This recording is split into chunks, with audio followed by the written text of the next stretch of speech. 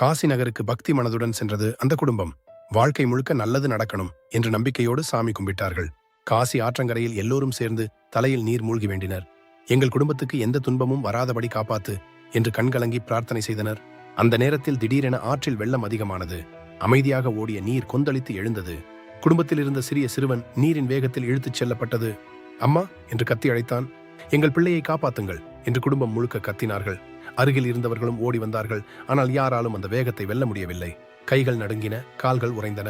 செய்ய ஏதுமில்லை. அவர்கள் முடிந்தது ஒரே ஒன்று, இறைவனை மட்டும் முழு மனதுடன் அழைத்தது.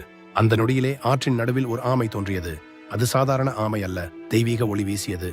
அந்த ஆமை மெதுவாக சிறுவனை தனது முதுகில் ஏற்றிக்கொண்டு நீந்தத் தொடங்கியது. கொந்தளித்த நீர் கூட அதனை தொட முடியவில்லை. சிறுவன் மெதுவாக கரையை அடைந்தான். குடும்பம் ஓடி வந்து அவனை கட்டிப்பிடித்து அழுதார்கள். அப்போது அனைவரும் அந்த ஆமையின் முதுகை பார்த்தார்கள். அதன் பின்புறத்தில் தெளிவாக ஒரு வேல் சின்னம் பிரகாசித்தது.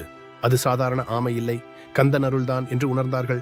அனைவரும் கைகளை கூப்பி அந்த ஆமைக்கு நமஸ்காரம் செய்தனர்.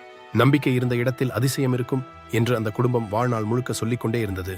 அந்த நாள் அவர்களுக்கு கடவுள் நேரில் காப்பாற்றிய நாள்.